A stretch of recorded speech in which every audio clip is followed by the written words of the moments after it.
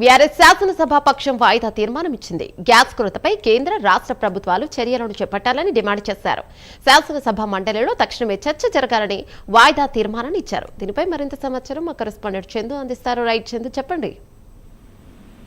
రాష్ట్రంలో గ్యాస్ కొరతతో సామాన్యులు, చిరు వ్యాపారులు, వృద్ధాశ్రమాలు, హాస్టళ్లు, హోటళ్ల నిర్వాహకులు ఇబ్బందులు పడుతున్నారు. ఈ నేపథ్యంలో సకాలంలో గ్యాస్ అందేలా కేంద్ర రాష్ట్ర ప్రభుత్వాలు వెంటనే చర్యలు చేపట్టేందుకు శాసనసభ శాసన మండలిలో తక్షణమే చర్చ జరగాలని కూడా బీఆర్ఎస్ ఇలా శాసనసభ పక్షం వాయిదా తీర్మానం ఇచ్చింది. దీనిపై వెంటనే చర్చ కూడా జరపాలని. ఎందుకంటే ఇప్పటికే ఇరాన్ అమెరికా యుద్ధం నేపథ్యంలో ఇప్పటికే గ్యాస్ సరఫరాలో అంతరాయం ఏర్పడింది. ముఖ్యంగా ఇది ఇరాన్ నుంచి రావాల్సిన గ్యాస్ ఏదైతే ఉందో దాంతో వల్ల ఇబ్బందులు కూడా దేశంలో ఇబ్బందికర పరిస్థితి తలెత్తే. ముఖ్యంగా వాణిజ్య సిలిండర్ల సప్లై చాలా తగ్గిపోయింది. దీంతో చాలా హోటళ్లు మూతపడుతున్నాయి. అదేవిధంగా చాలా మంది హోటల్ యజమానులు కూడా ఇబ్బంది పడుతున్నటువంటి పరిస్థితి కనిపిస్తుంది. మరోవైపు చిరు వ్యాపారులు కూడా ఇబ్బంది పడుతున్నారు.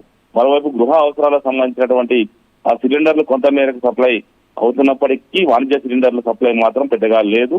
మరి గృహ అవసరాలకు సంబంధించిన దాని విషయంలో కూడా 25 రోజుల నుంచి 45 రోజుల గడువు కూడా పెంచిన నేపథ్యంలో కొంత గృహ అవసరాలకు కూడా అంతరాయం ఏర్పడుతోంది. ఈ క్రమంలో అందరూ ఇబ్బంది ఎదుర్కొంటున్నారు. దీనిపై వెంటనే చర్యలు అయితే తీసుకోవాలి. దీనిపై అసెంబ్లీలో చర్చ జరగాలి. అసలు రాష్ట్రంలో ఏ మేరకు గ్యాస్ సరఫరా అవుతుంది, అసలు కమర్షియల్ గ్యాస్ ఎంత సరఫరా అవుతుంది, గృహ అవసరాలకు ఎంత సరఫరా అవుతుంది, ఎలా సప్లై చేస్తున్నారు, ఇవన్నీ అంశాలను కూడా చర్చించాల్సిన అవసరం ఉంది. అత్యవసర అంశంగా కూడా దీన్ని తీసుకొని దీనిపైన వెంటనే విచారణ చేపట్టాలని కూడా బీఆర్ఎస్ పక్షం వాయిదా తీర్మానం ఇచ్చింది. మరి ప్రభుత్వం వాయిదా తీర్మానాన్ని చర్చకు చేపడుతుందా లేకపోతే తిరస్కరిస్తుందా అనేది మాత్రం చూడాలి.